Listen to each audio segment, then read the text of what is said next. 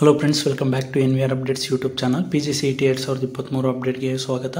ಏನಾದರೆ ನೀವು ಸಾಕಷ್ಟು ದಿನಗಳಿಂದ ಸೀಟ್ ಮ್ಯಾಟ್ರಿಕ್ಸು ಹಾಗೆ ಫೀ ಸ್ಟ್ರಕ್ಚರ್ ಬಗ್ಗೆ ಆದರೆ ಡೌಟ್ಸ್ ಆದರೆ ಕೇಳ್ತಾಯಿದ್ರು. ಸರ್, ಈ ವರ್ಷ ಆದರೆ ಫೀಸ್ ಯಾವ ರೀತಿ ಇರುತ್ತೆ ಅಂತ. ಅದಕ್ಕೆ ಈಗ ಏನಾದರೆ KE ಅವರಿಗೆ ಸೀಟ್ ಮ್ಯಾಟ್ರಿಕ್ಸು ಇನ್ನೂ ಗೌರ್ಮೆಂಟ್ ಕಡೆಯಿಂದ ಬಂದಿಲ್ಲ ಅಂತ ಹೇಳ್ತಿದ್ದಾರೆ. ಅದಕ್ಕೆ ಫೀ ಸ್ಟ್ರಕ್ಚರ್ನ ಸಪ್ರೇಟಾಗಿ ಆದರೆ ಬಿಟ್ಟಿದ್ದಾರೆ. ಈಗ ಎವ್ರಿ ಇಯರ್ ಆದರೆ ಫೀ ಸ್ಟ್ರಕ್ಚರು ಹಾಗೆ ಸೀಟ್ ಮ್ಯಾಟ್ರಿಕ್ಸು ಒಟ್ಟಿಗೆ ಆದರೆ ಬಿಡ್ತಿದ್ರು. ಸೊ ನಿಮಗೆ ಇನ್ನೂ ಒಂದು 2-3 ದಿವಸ ಆದರೆ ಆಗ್ಬೋದು. ಅವ್ರಿಗೆ KEಗೆ ಕಾಲ್ ಮಾಡಿದಾಗ ಆಪ್ಷನ್ ಎಂಟ್ರಿಗೆ ಆದರೆ ಈ ವೀಕಲ್ಲಾದರೆ ಬಿಡ್ತೀರಿ ಅಂತ ಹೇಳ್ತಿದ್ರು.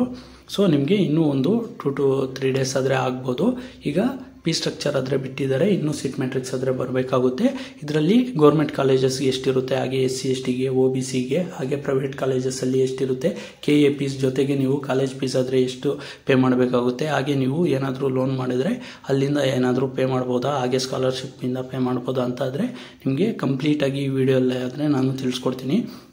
ಅದಕ್ಕೂ ಮುನ್ನ ನಮ್ಮ ಚಾನಲ್ಗೆ ಇನ್ನೂ ಯಾರು ಸಬ್ಸ್ಕ್ರೈಬ್ ಆಗಲ್ಲೋ ಸಬ್ಸ್ಕ್ರೈಬ್ ಆಗಿ, ಹಾಗೆ ವಿಡಿಯೋ ಇನ್ಫಾರ್ಮೇಟಿವ್ ಅನಿಸಲಿ ವಿಡಿಯೋಗಾದರೆ ಒಂದು ಲೈಕ್ ಆದರೆ ಮಾಡಿ. ನಿಮಗೆ ಮುಂದೆ ಹೆಚ್ಚು PGCET ಆಗಿರ್ಬೋದು, ಸ್ಕಾಲರ್ಶಿಪ್ ಅಪ್ಡೇಟ್ ಆಗಿರ್ಬೋದು, ಹಾಗೆ ನೀವು ಜಾಯ್ನ್ ಆದಮೇಲೆ ನಿಮಗೆ ಕಂಟಿನ್ಯೂಸ್ ಆಗಿ ನೀವು ಯಾವುದೇ ಯೂನಿವರ್ಸಿಟಿಗೆ ಜಾಯ್ನ್ ಆಗಲಿ ನಿಮಗೆ ಕಂಟಿನ್ಯೂಸ್ ಆಗಿ ಅಪ್ಡೇಟ್ಸ್ ಆದರೆ ಸಿಗ್ತಾ ಹೋಗುತ್ತೆ. ಸೊ ದಯವಿಟ್ಟು ಸಬ್ಸ್ಕ್ರೈಬ್ ಆದರೆ ಮಾಡಿ, ವಿಡಿಯೋನ ಲೈಕ್ ಮಾಡಿ ಆದರೆ ನೋಡಿ. ಬನ್ನಿ ಈಗ ವಿಡಿಯೋ ಆದರೆ ಸ್ಟಾರ್ಟ್ ಮಾಡೋಣ. ಏನಾದರೆ ನಿಮಗೆ 23-24 ಅಕಾಡೆಮಿಕ್ ಇಯರಲ್ಲಿ ಎಷ್ಟು ಸೀಟ್ಸ್ ಆದರೆ ಗೌರ್ಮೆಂಟ್ ಸೀಟ್ಸ್ ಆದರೆ ಇದೆ ಅಂತ ನೋಡೋದಾದರೆ MBA MCA ಅವ್ರಿಗೆ ನೋಡೋದಾದರೆ 50-50 ರೇಷೋ ಆದರೆ ಇದೆ. 50% ಆದರೆ ಇದು ಗೌರ್ಮೆಂಟ್ ಕೋಟಾಗಾದರೆ ಬರುತ್ತೆ. ಏನಾದರೆ ಕೆಸೆಟ್ ಇದು PGCET KE ಅವರು ಅದನ್ನು ನಡೆಸ್ತಾರೆ, ಅವ್ರ ಕಡೆ ಆದರೆ ಇದೆ. ಇನ್ನು 50% ಸೀಟ್ಸ್ ಆದರೆ ಮ್ಯಾನೇಜ್ಮೆಂಟ್ ಕಡೆಗೆ ಆದರೆ ಇಟ್ಕೊಂಡಿರ್ತಾರೆ. ಮ್ಯಾನೇಜ್ಮೆಂಟ್ ಸೀಟ್ಸ್ ಆದರೆ 50% ಆದರೆ ಕಾಲೇಜಲ್ಲಿ ಆದರೆ ಕಾಲೇಜ್ ಅವರಾದರೆ ಉಳಿಸ್ಕೊಂಡಿದ್ದಾರೆ. ಹಾಗೆ MTech ಅವ್ರು ಬರೋದಾದರೆ 80-20 ರೇಷೋ ಅಲ್ಲಾದರೆ ಇದೆ. ಇಲ್ಲಿ 80% PGCETಗೆ, ಹಾಗೆ ಗೇಟಿಂದ ಯಾರಾದರೂ ಗೇಟ್ ಕ್ವಾಲಿಫೈಡು ಹಾಗೆ PGCETಯಿಂದ ಬರ್ತಾರೋ ಅವ್ರಿಗಾದರೆ 80% ಸೀಟ್ಸ್ ಆದರೆ ಕೊಡ್ತಾರೆ. ಇನ್ನು ಉಳಿದಿದ್ದು 20% ಆದರೆ ಇದು ಪ್ರೈವೇಟ್ ಕಾಲೇಜಸಲ್ಲಿ ಮ್ಯಾನೇಜ್ಮೆಂಟ್ ಸೀಟ್ಗಾದರೆ ಇಟ್ಕೋತಾರೆ. ಇನ್ನು ಉಳಿದಿದ್ದು ಗೌರ್ಮೆಂಟ್ ಕಾಲೇಜಸ್ಸು ಹಾಗೆ government recognised universities, aided universities ಯಾವುದಾದ್ರೂ ಇರುತ್ತೆ, ಅಲ್ಲಿ ಯಾವುದೇ ರೀತಿ ಮ್ಯಾನೇಜ್ಮೆಂಟ್ ಸೀಟ್ಸ್ ಆದರೆ ಇರೋಲ್ಲ. ನಿಮಗೆ ಒಟ್ಟಿಗೆ 100% ಸೀಟ್ಸು ಎಲ್ಲ ಸೀಟ್ಸು ನಿಮಗೆ ಗೌರ್ಮೆಂಟ್ ಕಾಲೇಜಸಲ್ಲಾದರೆ PGCET ಥ್ರೂ ಆದರೆ ನಿಮಗೆ ಅಡ್ಮಿಷನ್ ಆದರೆ ಮಾಡಿಕೊಡ್ತಾರೆ.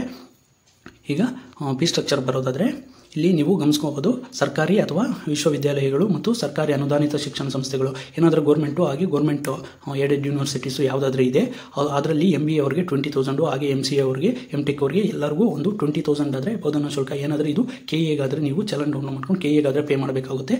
ಇದರ ನಂತರ ನೀವು ಕಾಲೇಜ್ಗಾದರೆ ಒಂದು ಫೀಸ್ ಆದರೆ ಪೇ ಮಾಡಬೇಕಾಗುತ್ತೆ. ಅದು ಎಷ್ಟು ಅಂತ ನಾನು ಮುಂದೆ ತಿಳಿಸ್ಕೊಡ್ತೀನಿ.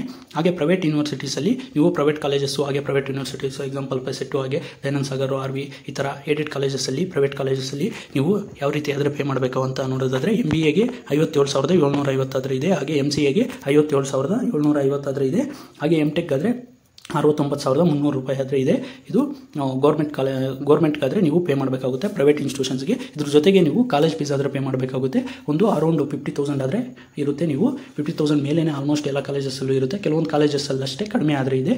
ಸೊ ನೀವು ಇದು KE ಫೀಸ್ಗೆ 57,750 ನೀವು ಒಟ್ಟಿಗೆ ಆದರೆ KE ಚಲನ್ ಆದರೆ ಡೌನ್ಲೋಡ್ ಮಾಡಿಕೊಂಡು ಒಂದೇ ಸರಿ ಆದರೆ ಪೇ ಮಾಡಬೇಕಾಗುತ್ತೆ. ಯಾವುದೇ ರೀತಿ ಇನ್ಸ್ಟಾಲ್ಮೆಂಟ್ಸ್ ಆದರೆ ಇರೋಲ್ಲ. ಇನ್ನು ಕೆಲವೊಂದು ಕಾಲೇಜಸ್ಸಲ್ಲಾದರೆ ಟ್ಯೂಷನ್ ಫೀಸ್ನ ನೀವು ಇನ್ಸ್ಟಾಲ್ಮೆಂಟಲ್ಲಿ ಆದರೆ ಪೇ ಮಾಡ್ಬೋದು. ಇನ್ನು ಕೆಲವೊಂದು ಕಾಲೇಜಸಲ್ಲಿ ಯಾವುದೇ ರೀತಿ ಇನ್ಸ್ಟಾಲ್ಮೆಂಟ್ಸ್ ಆದರೆ ಇರೋದಿಲ್ಲ. ಹಾಗೆ ನಿಮಗೆ ಎಲ್ಲ ನೀವು ಒಂದು ಫೀಸ್ ಎಲ್ಲ ಪೇ ಮಾಡಿದ್ಮೇಲೆ ನೀವು ಬೋನಿಫೈಡ್ ಸರ್ಟಿಫಿಕೇಟ್ ಆದರೆ ತಗೊಂಡು ನೀವು ಲೋನ್ಗೆ ಅಪ್ಲೈ ಮಾಡಿದರೆ ಫಸ್ಟ್ ಇಯರಲ್ಲಿ ನೀವು ಫೀಸ್ ಎಲ್ಲ ಹಾಗೆ ಪೇ ಮಾಡಬೇಕಾಗುತ್ತೆ. ಆ ನಂತರ ನೀವೇನಾದರೂ ಲೋನ್ಗೆ ಅಪ್ಲೈ ಮಾಡಿದರೆ ಲೋನ್ ಸ್ಯಾಂಕ್ಷನ್ ಆಗಿ ನೆಕ್ಸ್ಟ್ ಇಯರಿಂದ ಆದರೆ ಫೀಸು ಲೋನ್ ಅಮೌಂಟಿಂದ ಆದರೆ ಕಟ್ ಆಗುತ್ತೆ. ಸೊ ನೀವು ಒಟ್ಟಿಗೆ ಎಲ್ಲ ಫೀಸ್ ಏನಿದೆಯೋ ಅದೆಲ್ಲ ನೀವು ಈ ವರ್ಷ ಒಟ್ಟಿಗೆ ಕಟ್ಟಬೇಕಾಗುತ್ತೆ. ಹಿಂಗೆ ಇದೆಲ್ಲ ನಾನು ಹೇಳ್ತಿರೋದು ಜನರಲ್ ಮೆರಿಟು ಹಾಗೆ OBC ಅವರು ಯಾರಾದರೂ ಅಡ್ಮಿಷನ್ ಆಗ್ತಾರೆ ಅವ್ರಿಗೆ ಇದು ಅನ್ವಯ ಆಗುತ್ತೆ. SC ST ಅವರಿಗೆ 500ರಿಂದ 1,000 ರೂಪಾಯಿ ಆದರೆ depends on higher income low income ಮೇಲೆ 500, ಹಾಗೆ ಹೈಯರ್ ಇನ್ಕಮ್ ಇದ್ದರೆ 1,000 ಆದರೆ ಇರುತ್ತೆ. ನೀವು ಜಸ್ಟ್ 500 ಆದರೆ ಚಾಯ್ಸ್ 1 ಆದರೆ ಕೊಟ್ಟು ನೀವು ಚಲನ್ ಆದರೆ ಡೌನ್ಲೋಡ್ ಮಾಡಿಕೊಂಡು 500 ಇವರೆಲ್ಲ ಹೇಗೆ 57,000 ಹೇಗೆ ಪೇ ಮಾಡ್ತಾರೋ ಅದೇ ರೀತಿ ನೀವು ಚಲನ್ ಡೌನ್ಲೋಡ್ ಮಾಡಿಕೊಂಡು ಇದು ಬ್ಯಾಂಕಲ್ಲಾದರೆ ಪೇ ಮಾಡಬೇಕಾಗುತ್ತೆ. ನಿಮಗೆ ಯಾವುದೇ ರೀತಿ KE ಫೀಸ್ ಆದರೆ ಇರೋಲ್ಲ. ಆನಂತರ ಪ್ರೈವೇಟ್ ಇನ್ಸ್ಟಿಟ್ಯೂಷನ್ಸ್ಗೆ ಜಾಯ್ನ್ ಆದರೆ ನಿಮಗೆ ಕಾಲೇಜ್ ಫೀಸ್ ಆದರೆ ಪೇ ಮಾಡಬೇಕಾಗುತ್ತೆ. ಒನ್ಸ್ ನೀವು ಎಷ್ಟಿದೆಯೋ ಅಷ್ಟು ಜನರಲ್ ಮೆರಿಟ್ ಅವ್ರಿಗೆ ಇದ್ದಷ್ಟು ಆದರೆ ನಿಮಗೆ ಕಾಲೇಜ್ ಫೀಸ್ ಆದರೆ ಪೇ ಮಾಡಿಸ್ಕೋತಾರೆ. ಆನಂತರ ನೀವು ಏನಾದರೂ SSP ಸ್ಕಾಲರ್ಶಿಪ್ ಅಂತ ಒಂದಿದೆ, ಅದು ನಾನು ಮುಂದಿನ ದಿನಗಳಲ್ಲಿ ನಿಮಗೆ ಡೀಟೇಲ್ ಆಗಿ ಯಾವ ರೀತಿ ಆದರೆ ಅಪ್ಲೈ ಮಾಡಬೇಕು ಅಂತ ನಾನು ತಿಳಿಸ್ಕೊಡ್ತೀನಿ. ಅದರಲ್ಲಿ ನೀವೇನಾದರೂ ಅಪ್ಲೈ ಮಾಡಿದರೆ ನಿಮಗೆ ಎಷ್ಟಾದರೂ ನೀವು ಬೋಧನಾ ಶುಲ್ಕ ಹಾಗೆ ನೀವು ಟ್ಯೂಷನ್ ಫೀಸು ಕಾಲೇಜ್ಗೆ ಏನಾದರೂ ಪೇ ಮಾಡಿರ್ತೀರ ಅಷ್ಟು ನಿಮಗೆ ರೀಫಂಡ್ ಆದರೆ ಆಗುತ್ತೆ. ನೀವು ಫಸ್ಟ್ಗಾದರೆ ಪೇ ಮಾಡಬೇಕಾಗುತ್ತೆ, ಆನಂತರ ನಿಮಗೆ ಕ್ಲೈಮ್ ಆದರೆ ಆಗುತ್ತೆ ಸ್ಕಾಲರ್ಶಿಪ್ ಕಡೆಯಿಂದ. ಇನ್ನು ಗೌರ್ಮೆಂಟ್ ಕಾಲೇಜಸಲ್ಲಿ ನಿಮಗೆ ಅಡ್ಮಿಷನ್ ಆದರೆ ಯಾವುದೇ ರೀತಿ SC ST ವಿದ್ಯಾರ್ಥಿಗಳಿಗಾದರೆ ಫೀಸ್ ಆದರೆ ಇರೋದಿಲ್ಲ. ನೀವು ಹಾಗೆ ಏನಾದರೂ 500 ಪೇ ಮಾಡಿ ನೀವು ಆದರೆ ಜಾಯ್ನ್ ಆಗ್ಬೋದು. ಆನಂತರ ಅವರು ಸ್ಕಾಲರ್ಶಿಪ್ಪಲ್ಲಾದರೆ ಇಟ್ಕೋತಾರೆ.